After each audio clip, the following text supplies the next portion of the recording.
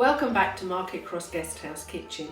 It's January and that means only one thing, Seville orange marmalade. Beautiful Seville oranges that make the most amazing bitter marmalade that is so popular with our guests. So I have a box of Seville Imperial Gold oranges, all the way from the lovely town of Seville. So for this batch we're going to start off with 2 kilos of Seville oranges.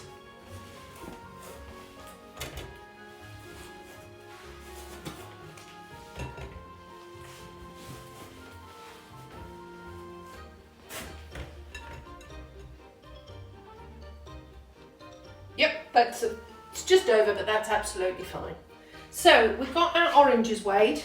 The rest of the equipment I've got here: big jam pan, juicer, my sugar, lemons, a little pot that you're going to put in the fridge to check the setting point, my big knife.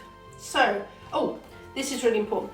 So you put all the pips and the pith that comes off into a muslin bag, into a muslin sheet, and then put it in with the rest of the bits and pieces so that you get the pectin out of the piths, etc.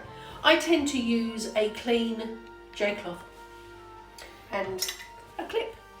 So, first of all your oranges you need to halve, juice,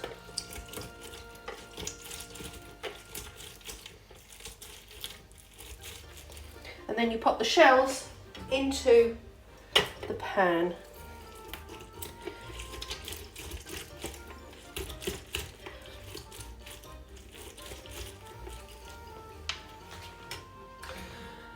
So for 2 kilos of oranges, I'm going to use 6 pints of water. So I've got some already in the pan. That's the rest of it.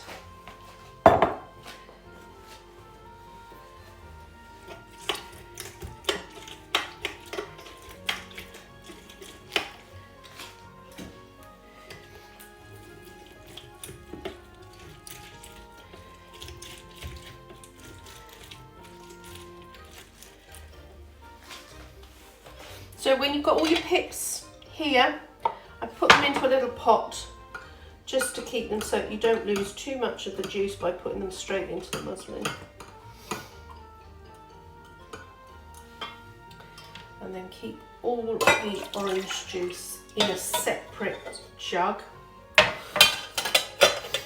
So I'm going to get all my oranges halved, juiced, and then pop them into jam pan.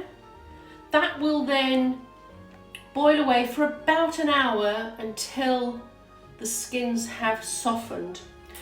You also need to add 2 lemons. They really help with the setting procedure. They're part of your pectin. So I'll come back to you later. So all the oranges have been halved, juice has been taken out and reserved. In this the little J-cloth is all the pith and the pips.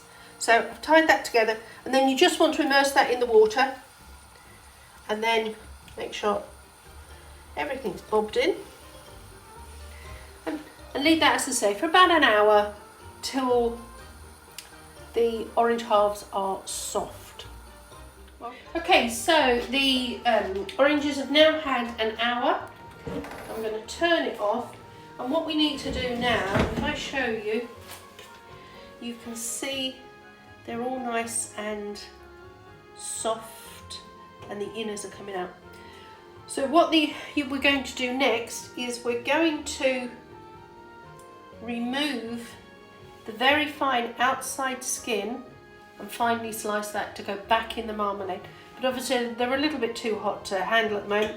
So what I tend to do is put them into a colander here, squeezing them out as I take them out so that all the juices stay in the pan, drain them through and allow them to cool. And then I'll show you the best way to remove the outer part, taking as little pith as possible, and then finely shredding them before we start the boiling down marmalade process. Okay, so the rinds have now cooled down. What I did was the liquid that was left when I took everything out, I have strained, and that is now in there. So that will go back into the jam pan, along with the reserved orange juice. And then what we do is we then need to separate the rind from the pith. So I use a fish filleting knife because it's nice and bendy. So cut it in half, and a bit like when you fillet a piece of fish, you flatten it out and you run it right under, so that you get that just the rind. I'll do another one. The more of this pith you can remove, the better, obviously, your marmalade is going to be. It's quite a mucky job. Sometimes it takes a little bit.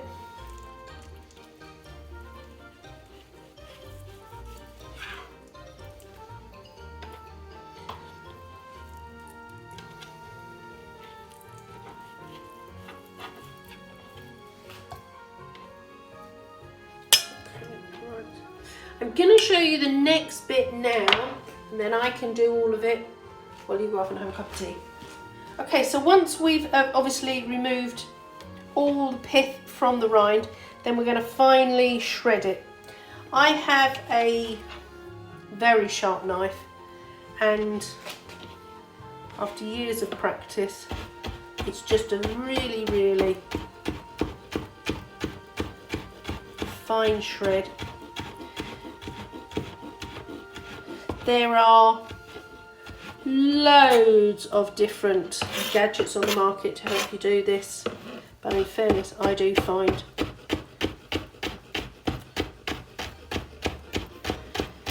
a knife is the best.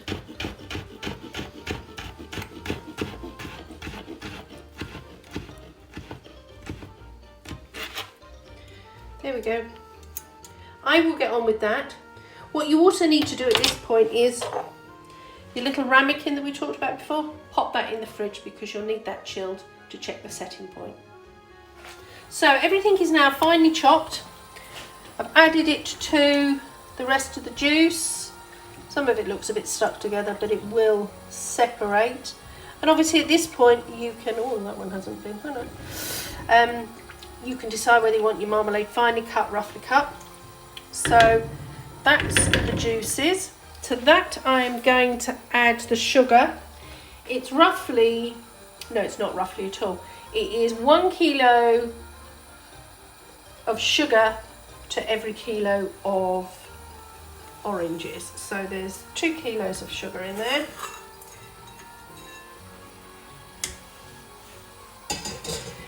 And basically you are now going to boil that up, dissolving all the sugar.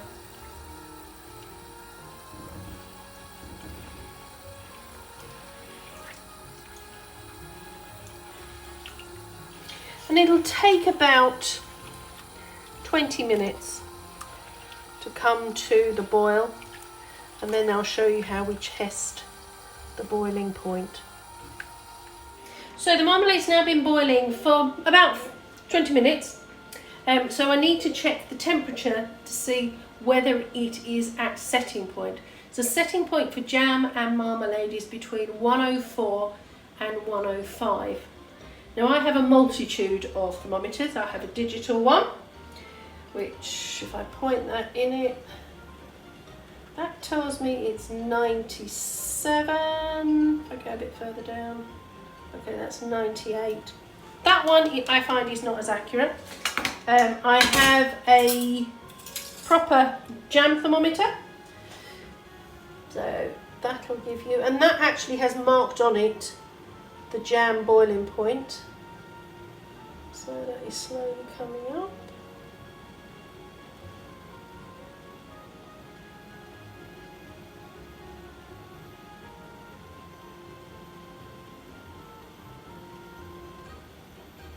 And that is showing about 102. But what I find the most accurate is I have a meat thermometer. Obviously I've cleaned it. And that is a digital one, so I'm just going to pop that in. You don't want to go right to the bottom because obviously it's going to be hotter at the bottom, and that is at 105. So I know that that is at boiling point. So what I am going to do now is I'm just going to bring it down, and I'm going to take my little setting pot out of the fridge.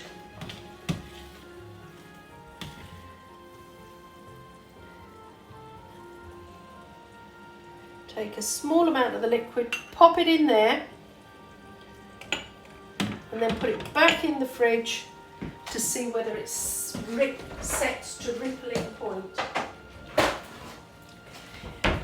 If it hasn't set to rippling point, then what I will do is I will add some liquid pectin, and then boil it back up again for 10 minutes for the pectin to activate, and then see how it's doing. So I'm just going to leave that on a nice little rolling boil. You can see the colour, it's just beautiful.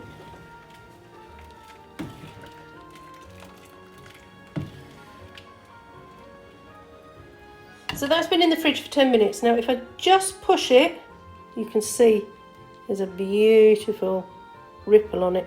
So that means it's at its setting point.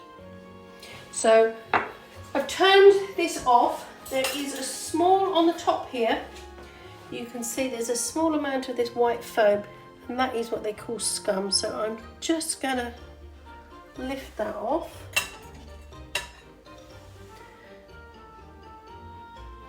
And then what the marmalade needs to do before you jar it up, it needs to sit for 10 to 15 minutes for it to cool down. Because if you bottle it now, what will happen is all the fruit will rise to the top half of the jar. So by cooling it down, the fruit starts to settle through the marmalade, and then you get an even texture all the way through your marmalade. My jars are already here. I usually do big kilo jars to obviously put into my breakfast pots, and then some to actually sell. So as soon as it has cooled down enough, then I will jar it up. So it's cooled down enough, so I'm just topping them up. I'll start here. What I do with small jars is once I have topped them up, I put a grease-proof little seal inside.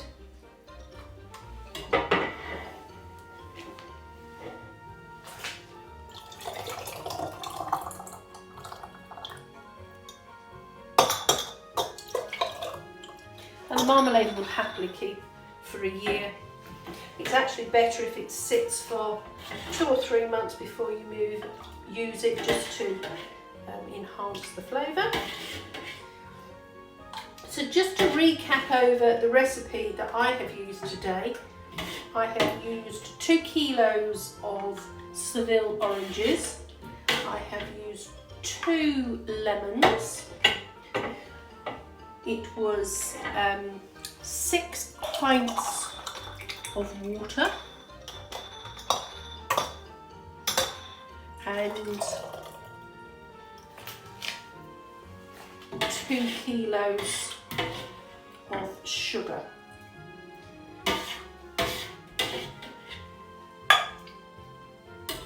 Just coming to the end of that, so I just need to scrape all of that out to get all of the rest of the bits and pieces in. I hope you've enjoyed it. Any questions, just drop us an email, we're always happy to help. And we look forward to seeing you again soon. Bye bye.